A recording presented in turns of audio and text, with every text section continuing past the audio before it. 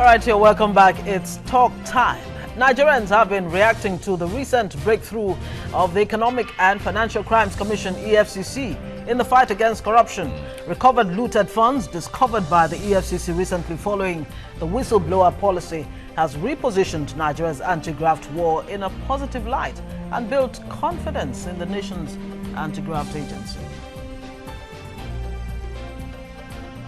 Residents of Kaduna, North Central Nigeria are still in shock after millions of dollars were discovered in the Sabo area of the city. This was after almost $10 million in cash was found at a house allegedly owned by a younger brother to former NNPC Group Managing Director Andrew Yakubu. This man is very wicked woman being, very wicked woman being. Just in Agu, you can able to check the road to his street. The road is very bad. If you can able to repair the road for us, we're more happy. Even though when the LTC come, we can able to even defend him more. Inside it, small. Because he try and he do road for us and we see benefit of the money. One way say person no free count. They said 3 billion naira. You see, but the from president they will see person mother die. That's 3 billion naira here. So that kind of money they there. They there, but people they hungry, they die for the president. But I said, anytime we go there, they give you 1 night, they don't give you. If you can the whole suppose share that money, no say everybody figure 1 million naira inside. Even 500, you get person if you give 50,000, you go turn their life. The acting chairman of the Economic and Financial Crimes Commission, Ibrahim Magu, has praised the efforts of the Commission's head of operations in Kano Zonal Office for its remarkable raid in Kaduna. Magu said the officer and his team demonstrated courage, professionalism and integrity and called on staff of the Commission to emulate the team. In another development, the Nigerian government says its whistleblower policy in recovering looted funds has made the country $151 million and 8 billion naira richer. The country's Minister of Information, Lai Mohammed, said the monies were recovered from just 3 sources: $137 million from an account in the commercial bank, 7 billion naira and $15 million from another person, and 1 billion naira from yet another. The minister wants Nigerians to provide the government with useful information on how to track looted funds. The federal government also spoke about the pledge of confidentiality and a reward of between 2.5% and 5% of the total amount recovered.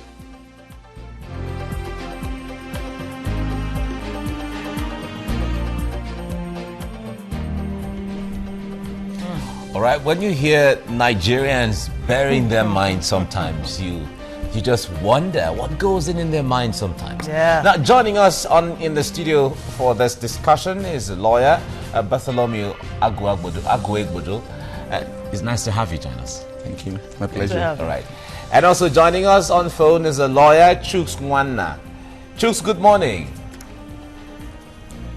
All right, we'll have him as we get along. Now, Bath, let me come to you on this. Now, first of all, I know you've been following these developments from EFCC, but how impressed are you with the performance of EFCC so far in the past, let's say, since 2017? My assessment of the EFCC, looking at it generally, is one that they are doing quite a good job, but there are still lapses that need to be checked. One, I just listened to the Minister of Information talking about the whistleblower policy, and I wonder if we are not trying to create another monster by solving one. Okay. When you are offering a citizen of Nigeria 5% of 9.4 million, are we not indirectly creating another scam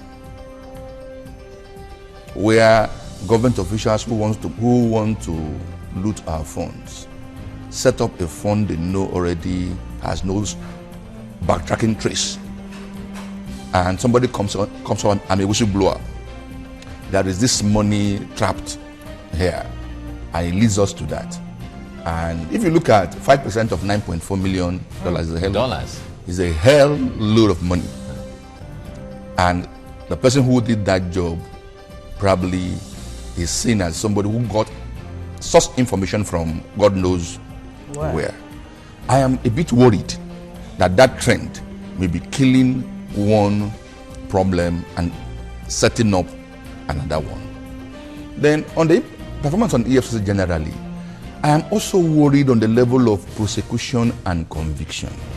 We'll do more of media trial. Now, Andrew Yakubu had admitted $9.4 million belongs to me. I got it from gifts. After all the euphoria of this discovery, we may never have a conviction in the next 1 year.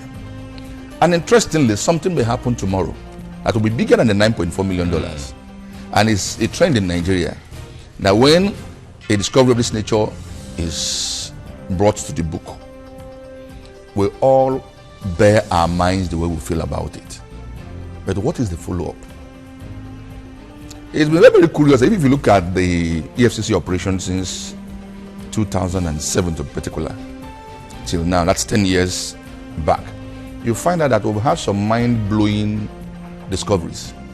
Immediately after this present administration came into power, we heard of enormous amount of money from the Zeni, Alice Madueke and co. But I don't think till today we've had any concrete thing that Nigerians will say, okay, this discovery had led to this.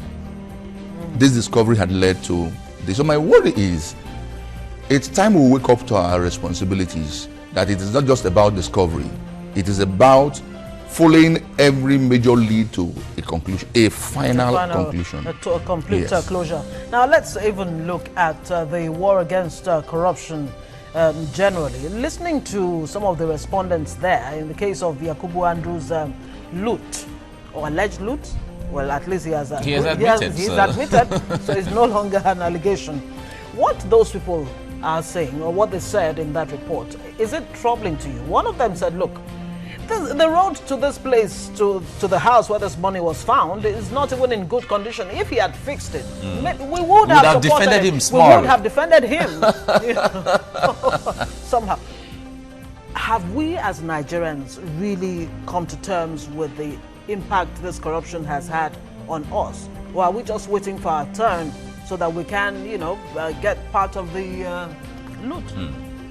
I raised an issue about what 2 are the weeks. implications of that? I raised an issue about 2 weeks ago on a platform, and I said, it is one thing to raise an issue, how Nigerians see corruption, the fight against corruption, and how we see those who we perceive to be corrupt.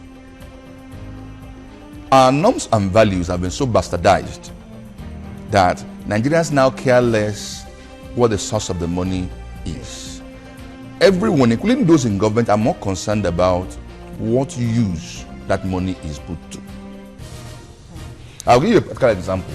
Look at the Mexican war on drugs, for instance. You find out that because the drug lords in Mexico apply the money of this trade to the development of their communities, the communities don't see them as criminals. They see them as businessmen. They tell you the government of Mexico cannot provide us with a job. These men give us job. We don't have infrastructure for them. They provide us infrastructure. You don't take care of our hospitals. They do.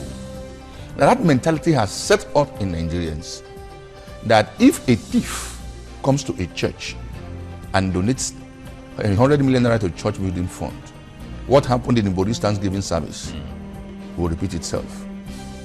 That we don't know whether how Ibori came about the money is none of our business. As long as in order, we can see what the money is meant for. That mentality is not only within Kaduna, as we just in that outpost. It pervades the entire nation. That the way we see a wealthy man without actually looking at the source of his wealth has to change. We have to look at what the norms and values were some 15, 20 years ago, where a man who is engaged in advanced fee fraud will come back home with a brand new car for the father, and the father will ask him, my son, you work in flour mills, you work in UAC, I know what your salary is. How do you come about this? Exactly. I can't take this from you. But today, the father is telling the son, your age mate gave his father a Mercedes Formatic 450, and you are coming home on Okada. You are a useless son. After working for 2, 3, 4 years. So if that is the situation, of course, the reaction you expect from people within the neighborhood is that I care less how the money came about, provided the money is put to good Let's use just see the money. around me. Okay. So, except to change that mentality, the fight against corruption will be a lip service. Okay. We'll bring in Chukswan shortly, but let's go on a break and then we come back to dwell more on this. Stay with us on TVC Breakfast.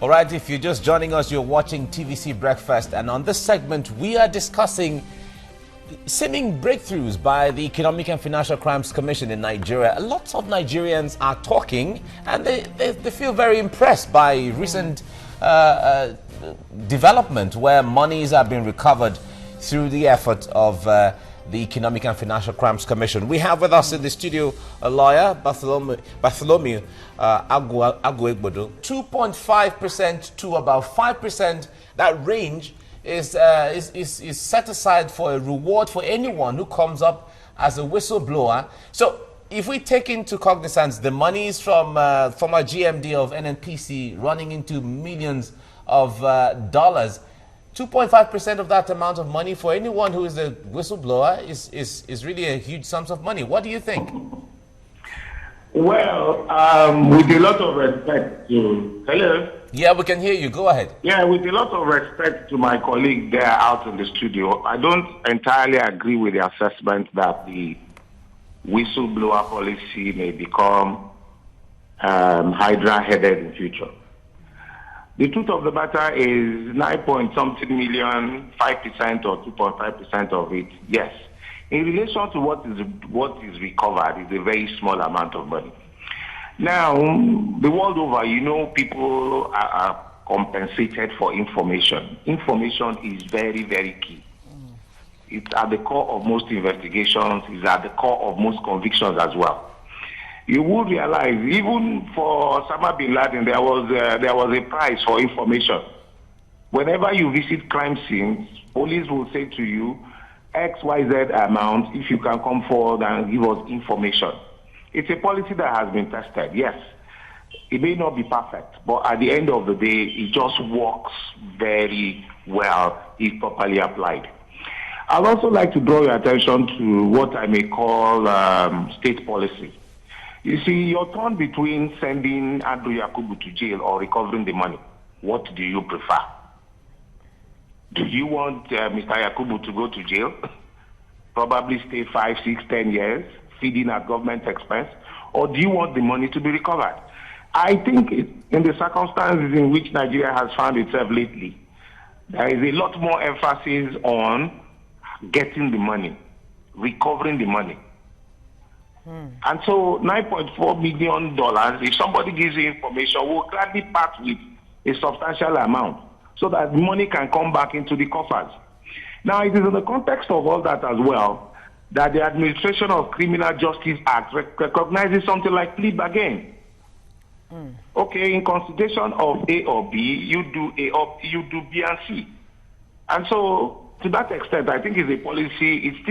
That policy is still evolving, and I think it's a good policy. And in the fullness of time, I have the belief that we will recover a substantial amount of money because people believe that the confidentiality will be maintained, and at the same time, that they will have something in their pockets just for that information. All right. Is key. But isn't that where the problem is? If we continue to say, look, yes, let's make room for whistleblowing, for plea bargain and all of that, we're just really dealing with the symptoms and not the disease itself. If you caught Yakubu, Andrew Yakubu, for example, and jailed him and still recover the loot, will that not be some kind of deterrence in future? Shouldn't that be what we should be focusing on if we're really fighting corruption?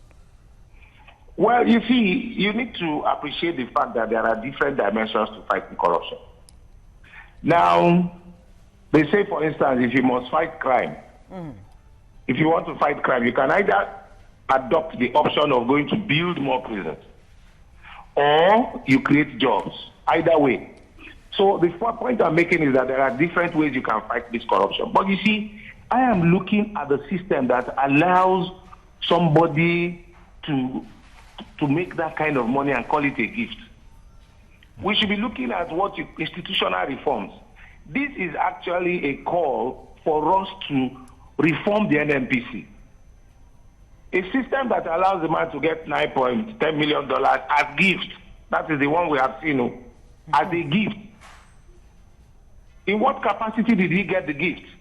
If he got it in his capacity as the GMD of NNPC, then it is state property. Even though the law on that is a bit nebulous. The law does not seem to draw the distinction between a gift, what is a gift, whether it is actually criminal. But I do know that in this country, Professor David West was convicted for having received a wristwatch in 1985 or so, or thereabout, I can't remember. But he went to jail for the gift of a wristwatch. So if the man comes and says that I got a gift, $10 million was given to me as a gift, I really worry about the institutional checks that allows those kind of things to happen at all. If he's there as GMD of NNPC, he's there on behalf of Nigeria. Whatever he receives as a gift is state property. And that is the way it is the world over. The gift, they don't belong to you. So I'm looking at the system, the legal framework that allows that to even happen. Okay, Chuks, we'll come back to you. Chuks, we'll come back to you shortly. Now, Bath, let's even take it from the window of that gift. I wonder who is going to give a gift of about almost $10 million. But then he has come to say, well, it's a gift. Is there the possibility of opening a vista to another investigation of whoever gave the gift in that regard? I think most times when I make comments as regards these corruption issues, I speak from the point of a defense counsel. Okay. There. When Andrew Yakubu came up and said 9.4 million naira was a gift. Dollars rather, was a gift. I don't think he implied that it was a gift given by one person. Okay. Yeah. He might be making a reference to he received gifts of 9.4 million naira over time. From different people? From different people. Likely. Which was the same case we have with Dame Patience Jonathan, if we all remember. That the money EFCC froze in her account were gifts given by persons to her. So if we are saying, just like my learned friend mentioned here, that we need to look at the institutional framework that allows such gifts. He made reference to Tam David West, who was convicted for receiving a gift of a wristwatch. But probably what he didn't avert his mind to was the statement by Tam David West as to what the gift was meant for. As we speak today, from the moment Andrew Yakubu came up and said $9.4 million happens to be a gift, I became very curious that he is working from the trial point. We are all applauding the recovery of 9.4 million naira, but I've been bothered with what will play out in court when it gets there. What will the gift, if a man receives a gift of $10 million and he didn't tell you, it was given to me to influence ABC contracts. It was given to me to do ABC. It becomes a problem. Can you prosecute that? At best, you will bring him under money laundering. Now, that volume of money ought not to be in the house, ought to go to the bank. It still boils down to the same issue I mentioned. It is not all about coming with the sensational news that EFCC recovers $9.4 million from a man in a bunker somewhere. Okay, so let's look at the case of Desani, Alison Madwike, former petroleum minister, who were told some $153 million loot has been recovered from her. There's the mansion, $37 million mansion in highbrow Banana Island and all of that. But through a shell company. Now, are we to believe then that some of the oil majors may be involved in money laundering or siphoning funds from government officials and all of that? Should EFCC be putting the searchlight on? I will repeat again, until we have a proper institutional framework to check the activities of our officials at the helm of these joint venture contracts with multinational companies who may be chasing a wild goose chase. The first question I ask is, in allocating these oil blocks, are they really done on merit?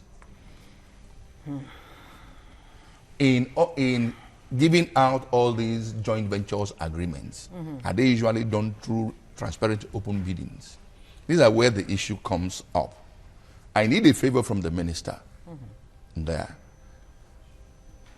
Okay, I'll just give you a clear case. On appointment of judicial officers at times, you find that somebody may be seeking appointment into a federal judicial service in 3, 4, 5 years' time. He sees ABC, for instance, as people who are going to be instrumental in the appointment.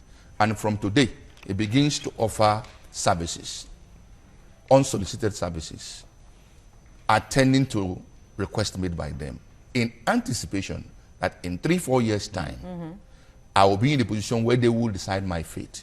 And when they are deciding my fate, they will take into account all those things I've done in the past. All the favors. There.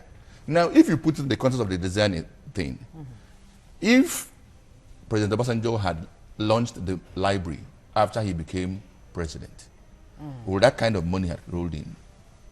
The answer is obviously no. So when he was president and he was launching the library, every major businessman in this country knows that if I have to be in his good books, I have to put in something there. These are the classifications of the gifts we are talking about. Until we have an institutional framework that checkmates calling a white, white, and black, black. While you are in office, if this kind of thing gets to you, know it is a crime. Then and it is punished. Because I want to believe, you're a lawyer, are there any laws really? I mean, Chuksunwana said that the law is quite vague, you know, and all of that. It's a bit not too clear. The laws are there, but implementation is where the gap seems to be. Okay. We'll come back to come back to this. Let's go on a break. It's getting really interesting here. Let's go on a break and we come back to dwell more on this. Stay with us on TVC Breakfast. Well, you're welcome back. It's TVC Breakfast. We're looking at EFCC's breakthrough in recent times. As a matter of fact, this is all coming after the Senate has refused, in quotes, to actually confirm Ibrahim Magu as EFCC chairman. They said they did not refuse. They did not refuse. That's why I put it in you know. So don't forget. Anyway, the EFCC has been trying to list some of its achievements, about 135 convictions, according to the EFCC chairman. Lagos 46, Abuja 30, that's Port Harcourt 22, and on and on and on. But I wonder how many of these 135 convictions are really high profile. Our guest in the studio is a lawyer, Bartholomew Agwebodo. He is saying, we're not really seeing real good conclusions to this yet. A lawyer also, Chuksunwana, is with us on the phone. Okay, so let's take it to Chuksunwana right now. Yeah, Chuks, let me come to you on this. Now, when it comes to the whistleblower policy, we see that Nigerians will say, well, so far it's not a law yet, and we're getting, you know, reports here and there. Now, what kind of challenge do you think the policy on whistleblower is going to face going forward if it is not made a law? Well, you see, I first have to address this whole issue of convictions. You see, conviction is a tripartite agenda. Hello? Yeah, we can hear you. Go ahead. Yeah, you can hear me, yes. Investigation, prosecution, and judgment. That's the court. In a way, you consider that the prosecution may have done their own bit of the job. It's okay. Now, prosecution, like we have said, what is the sense in having a 30-count charge when you need to have only 2 that you're very sure that you will secure conviction? I'm a lawyer, and I can tell you now that the job of the judge is made a bit more difficult when you have to deal with multiple counts. And so to that extent, and that is why severally for instance, the Attorney General has a national prosecution team. All those areas, they're trying to streamline them. Now, back to this issue of the whistleblower, I have already given you my opinion about the fact that I consider it to be a good policy. I consider that it will also be very helpful in recovering money. Sometimes you need to you need to take a chance on whether do I want the money or do I want them to go to jail. Now, for that kind of amount of money, I'll be more interested in the money. And then, of course, you now try to create institutional avenues whereby those kind of things cannot happen again. Now, whistleblower, I do not think what you have really, in the internet page, they call them whistleblowers. But in some, in our day-to-day life, we call them informants. Okay? I do not think that you can readily make that a law. It is a policy at this point. If you give us information, we'll reward you. And for me, I am content to leave it at that level. Yeah, Okay. that's what I'm asking, Chooks, that what becomes of the policy if it is not made a law? That was even the question, because there are Nigerians, lawyers are saying that government should hasten effort through the National Assembly to make it a law. That's the point I'm making. I said no useful purpose will be served by making it a law. Okay. Well, just saying what it means here is very simple. You walk into a police station, you give information that leads to the police cracking a suit, cracking a matter. You reward the person. It's a policy. Okay. All right. Bringing it back to... It does not have to graduate to the level of becoming law. All right. That we of course, your point is very well taken. Do you agree with that? Then again, Magu has said, look, we have been able within less than 2 months to actually make Nigeria $151 million richer. I recall sometime last year, he was actually asking for a percentage of some of these loot to be plowed back into EFCC to help its operations and all of that. You want to speak to these two issues? Let me take the one my other friend just reacted to. One thing Chooks has not averted his mind to is, if it is a policy, can you enforce a policy? Can you hold the government to a policy? We've had in time past of informants who were promised money if information was given. Till date, such information had not been, such a reward had not been paid, and nothing happens. It's a government policy. You cannot enforce a government policy. But having said that even with question to the whistleblower thing, my concern and worry is the Nigerian environment is not the same as the European environment.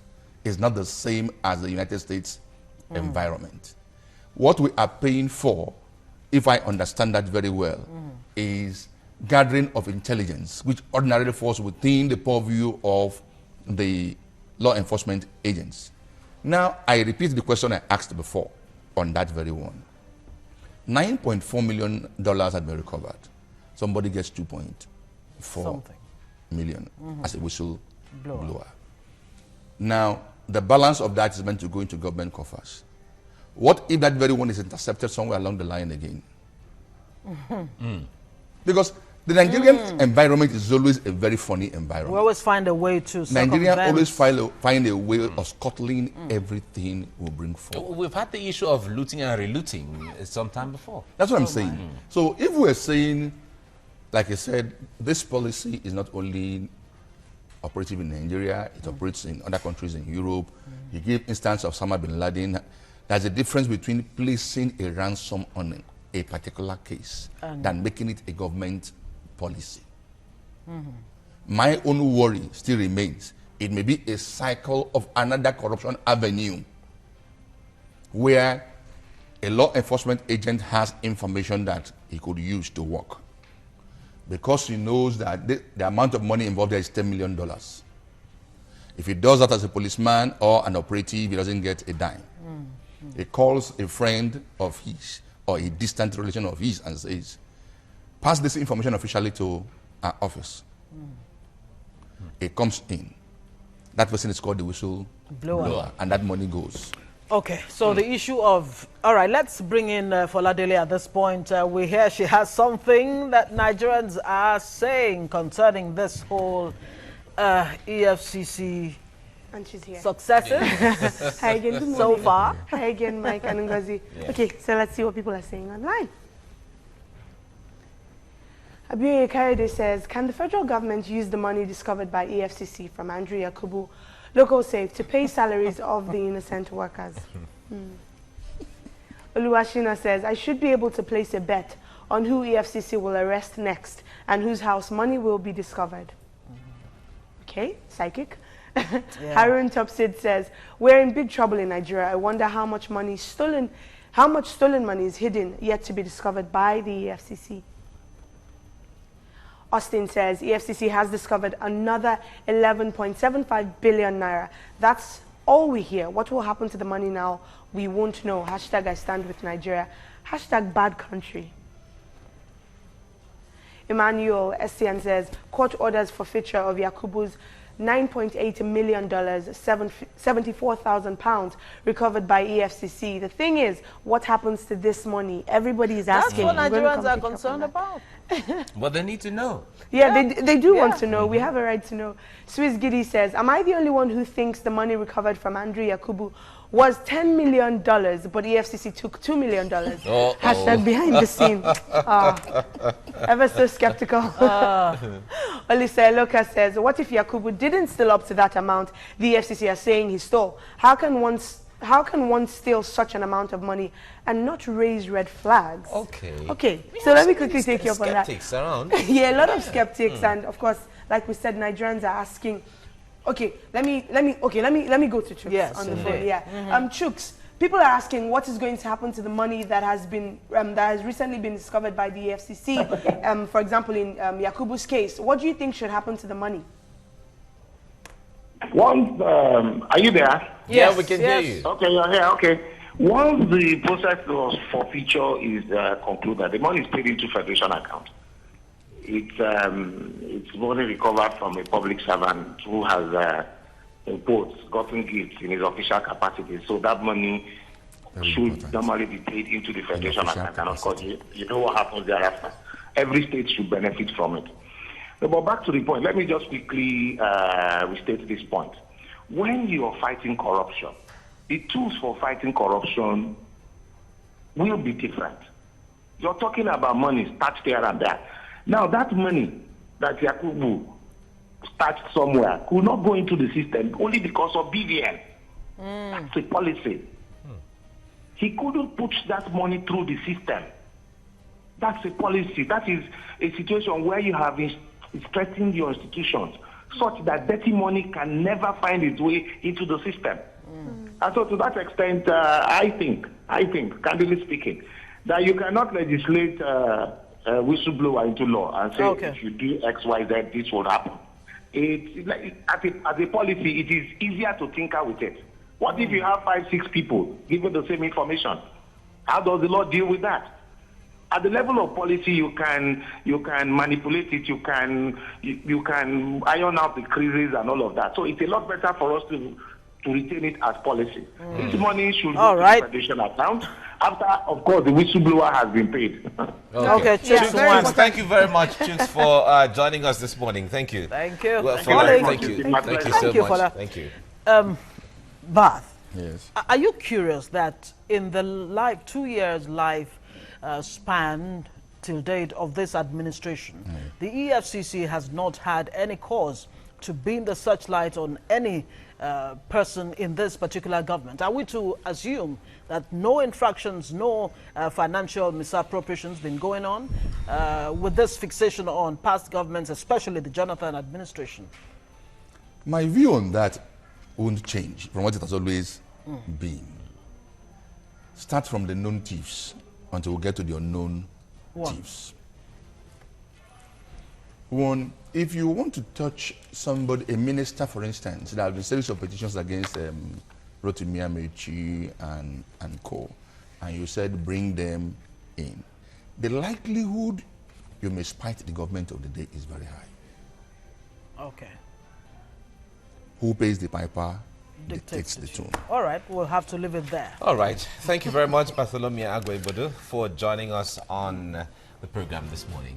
Thank you. We also thank Chooks Wanna for joining us, settling. But just before we go, let's give you an update on the Lagos luxury bus accident that we've been following all the while. Safety officials have confirmed that at least 2 persons died in that accident, and other passengers who sustained injuries are already undergoing treatment at the Lagos State Emergency Hospital Ikeja. Now, the luxury bus plunged into a canal near Wode River in the Ikorodu area while returning to Lagos from the southeast. Eyewitnesses say the driver lost control of the bus due to overspeeding. We spoke to the general manager of Lasema earlier on, and he said they are yet to ascertain whether it was a pure case of overspeeding.